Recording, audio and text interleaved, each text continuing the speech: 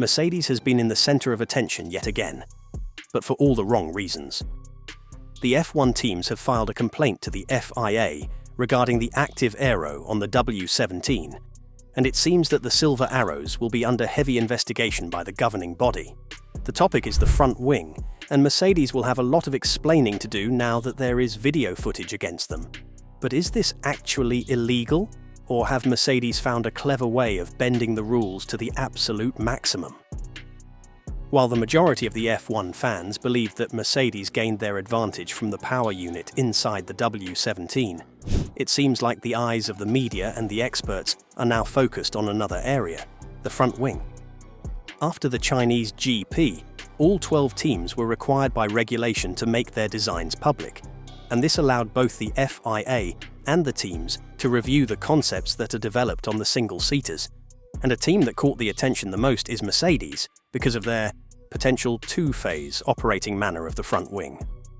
As you can see in this video, the first quick movement meets the required 400 milliseconds limit and is registered as closed, but the second phase is completed in a slower motion, which allows for a better aerodynamic flow under braking. For clarification, both of the elements need to be shut in a total span of 800 milliseconds, but Mercedes might have played with the rules a bit too much and found a loophole that the FIA has yet to determine whether it's legal or not. What this movement does is that it reduces the effect of the sudden forward load transfer just before braking, and that process itself is critical for improving the car's balance during the critical phase of corner entry. The initial request for regulatory clarification was believed to be brought to the media's eye by Ferrari, but that has been denied by the Maranello-based squad. There are stronger reports that point towards McLaren being the culprit behind this process, and whether we like it or not, Mercedes has probably gained an advantage with it. Yes, it might not be the half-second worth of performance over Ferrari, but in general, it's enough to put the car in a better operating window. This will be investigated ahead of the Suzuka GP, and the good news is that we're going to get clarification very soon.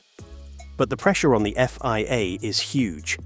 If they let Mercedes get away with it, they're effectively proving that the rules are very unstable and that everyone can modify their cars based on how they're viewing the rulebook.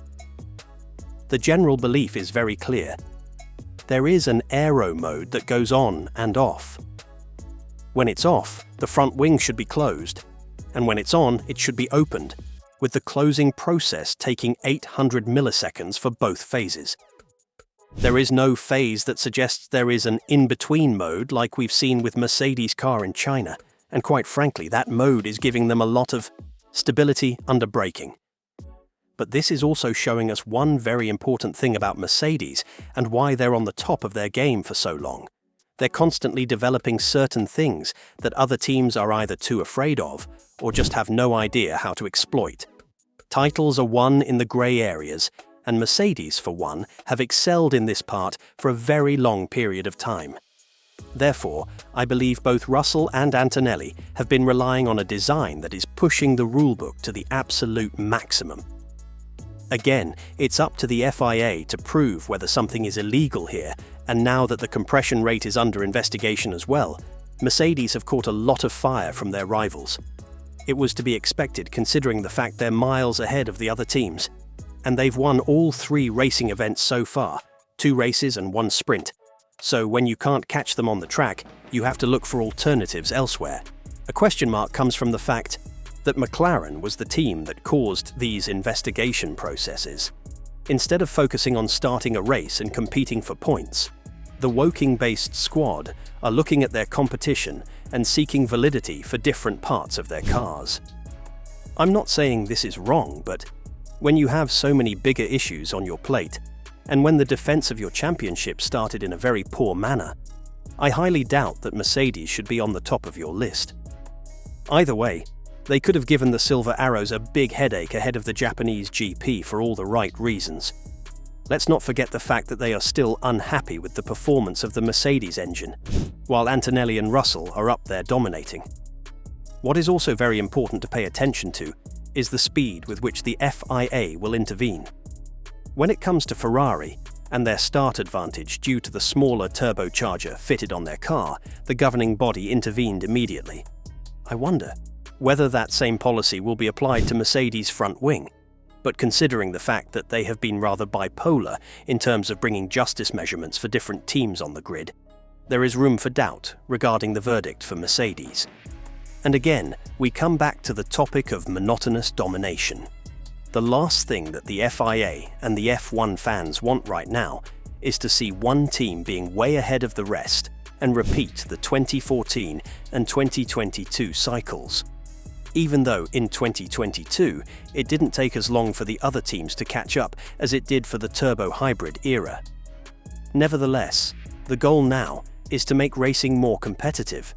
But while it seemed like Ferrari and Honda can be true competitors, so far, the only hope lies in the Maranello-based squad and the upgrades they are bringing to the SF26. Felipe Massa, the former Ferrari driver, believes that if the FIA doesn't intervene with a change of the regulations, then the Mercedes dominance will take place, and the sport's popularity will be shut down with it, as he went on to say, "I believe it's important that the FIA and F1 also understand what is best for the sport. If there are no regulatory interventions, there will be a Mercedes dominance similar to that of the first years of the hybrid era. Ferrari is not that far away, and it's nice to see them battle, but we don't know if Mercedes is really showing everything it has. Maybe they still have something up their sleeve. Maybe they have a magic button hidden in their sleeve. And what should we expect from the FIA in terms of the verdict? Obviously, if Mercedes is found guilty, everyone will lose their minds. Even if the advantage was a couple of milliseconds gained from the front wing, it would still affect the mood of the F1 world in a negative tone. We should always strive for perfect interpretation of the rules. However, this is a sport of innovation, and a sport where great minds gather to push these rules to their absolute maximum. Now that the glove has been thrown by Mercedes, the FIA needs to stand on its ground and decide whether what they've been doing is borderline legal or it needs to be shut down completely. If Nicolas Tombazis decides that this is just way too much to be swept under the rug, Mercedes' advantage could be slandered, and they might even be disqualified from all of their race wins so far. I assume that would be too much work for the FIA, as they would focus on the future, not on the past of this season. But then again, if we're going by all of the right interpretations, then severe punishment should come towards Mercedes' way. Be that as it may, Wolff and his team have the target on their backs. It's now up to the governing body to prove that there is no other way other than the one they've written in the rules, and every bid to try and circle around it should be punished severely. With all this in mind, do you think that Mercedes has an illegal design for their front wing? And if so, what do you think the FIA will do about it? Let us know in the comments below.